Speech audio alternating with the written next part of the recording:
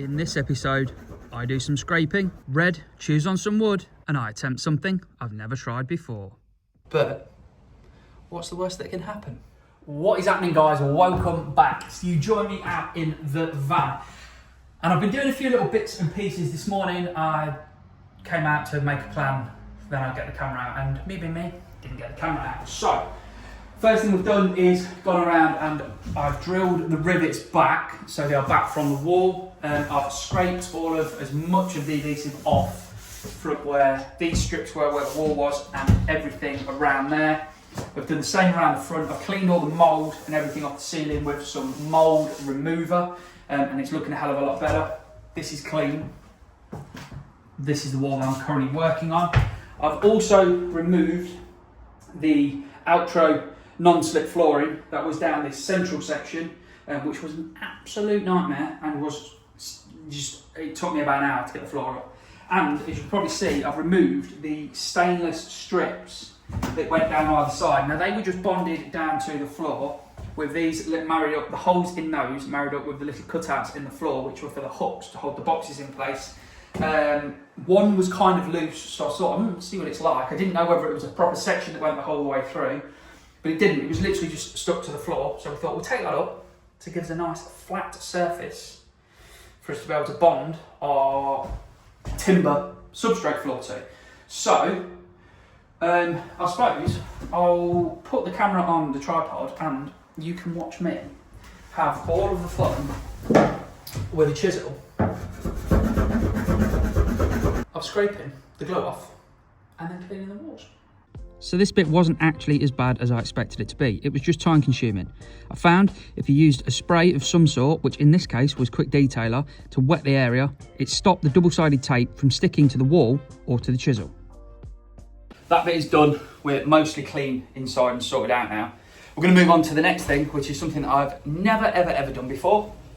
But what I want to do is I want to cut a big hole in the front of the box that will then marry up with the hole that is going to be in the back of the cab to make it all big, one big area with the swivel seats and everything that we've already discussed.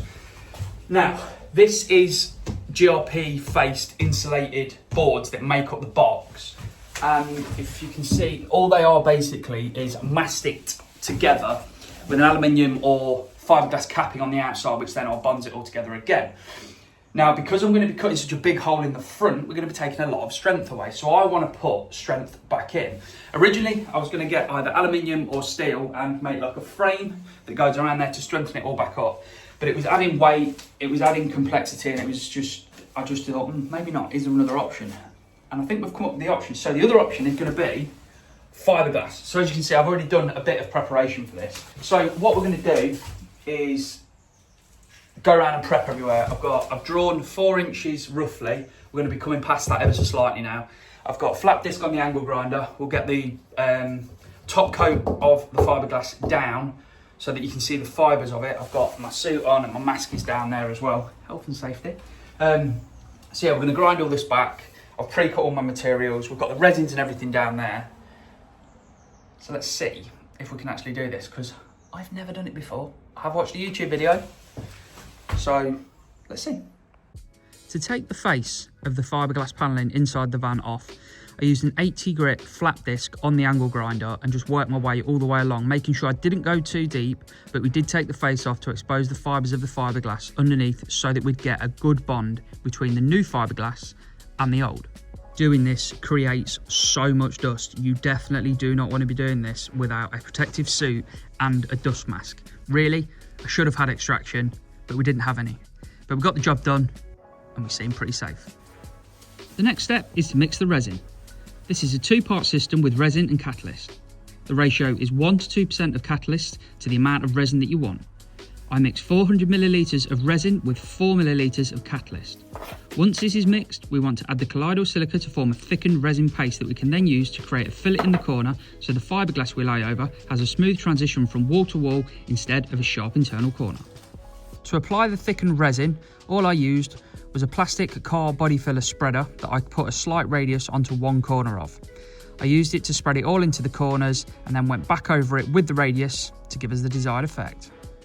Good morning. So we got a lot done yesterday, which I was pretty pleased about. You'll see we ground everything down, cleaned everything down, and I've now got fillets and radius in all these corners. And there's a radius down there as well. So from my online research, because I'm now kind of an expert, it said to get the fillets in, let that material go off so that it was tacky to the touch but didn't leave residue on your fingers, which it now doesn't, which means we can now move on to actual fiberglass. So we need to mix some resin up, clean everywhere down, and then start laying the glass. My plan is to do 2 layers of glass and then 1 layer of this thinner, nicer, apparently it gives you a smooth finish. So I don't really know what I'm doing. So we'll bang that time lapse on again and make a begin. Laying the fiberglass matting is the next step. I mix some more resin up at the same ratio but without the colloidal silica. I then applied the resin to the walls of the van with a paint roller. Once this was done, I wet one face of the fiberglass and stuck that face to the resin applied to the van. I then went over and wet the outside face of the fiberglass with more resin. I used a short bristle paintbrush to make sure the fiberglass was pushed into the corner and used a consolidation roller to ensure that all the air had been removed from behind the fiberglass matting. Right, first layup is done and on, looking nice and smooth. Yeah, so it looks like it's worked. I don't know, I've never done it, we shall see. But in my head, this is going to add strength and structure to it. So we will get, that's just gone on, so I'm going to leave it like 20 minutes just to start tacking off slightly, and then we'll get the next set, the next layer of the thicker stuff on, because that's, so these are 4 inches wide, the next one's 8 inches wide, and then the thinner stuff for the finishing is, I think I've done them at 10 inches wide, so it's a big area, should let spread load. I don't know, I'm sure some of you guys are fiberglasses and will tell me that I'm an idiot, that I'm doing it wrong, I don't know what I'm doing, so we'll see. The second and third layers of fiberglass are done in exactly the same way as the first, just ensuring that all of the air is removed, that we've got everything nice and flat and nothing is sticking up.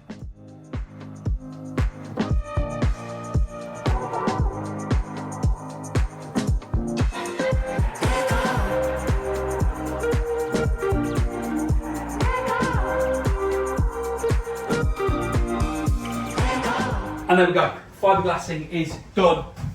Putting that extra layer of the really fine stuff on makes such a difference. It's a hell of a lot smoother. I think a little tickle with the sander, a little bit filler, and we will be good. Wasn't actually as bad as I thought it was going to be, and I haven't got as much on me as I thought I was going to do.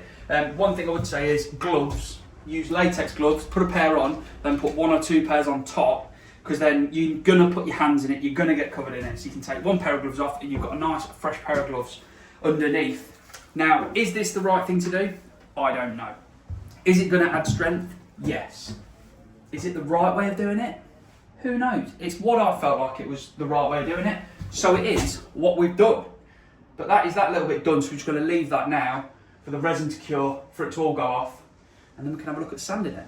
Good morning. So, I apologise that this video hasn't really had a huge amount go on in it. There has been a hell of a lot going on behind the scenes. I have spent so many hours sat at the laptop, drawing, emailing, on the phone talking to people. We have placed several orders now, so the windows and doors for the box are on order and should be with us next week.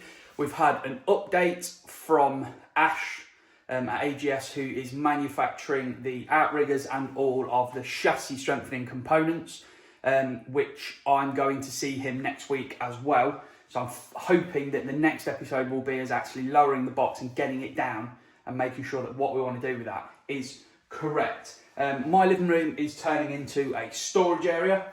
So in the big box at the bottom, we've got the Dakin boxes, which are going to mount underneath the box to the chassis via hopefully the outriggers that we've designed. I have ordered 1 extra one that might go a little further back, but we're going to have to cut the box, the back out of the box, and make it a little bit shallower. So we're going to, at some point, attempt that and see if we can make a box shallower so we can finish the underneath of the van, make it look a lot nicer with the boxes all along. I've got various different parts for the bed system. I spent quite a bit of time sat at the computer with the bed system, so we've got some nice big heavy duty lock-in runners. we've got a piece of uni strut, and I also have a load of steel on order. I do need to go and get some more gas for the welder, and extra bits of fiberglass. I have also ordered a sample of paint for the colour of the van that we want to paint. I'm not 100% sure this is going to be the one, but I've ordered it so we can have a look at it, which I'll share with you guys at some point. But yeah, very, very short video this week, guys. Sorry, I just wanted to try and get something out. Keep that YouTube algorithm going. If you haven't already, do please like, share, subscribe, do all of that good stuff. It really, really helps the channel. I'm back.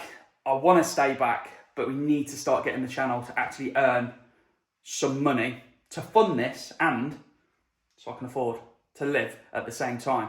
So yeah, that's that one then, guys. I apologise, it's not a huge amount, but hopefully in the next one we will make some serious progress. So until next time, guys, enjoy.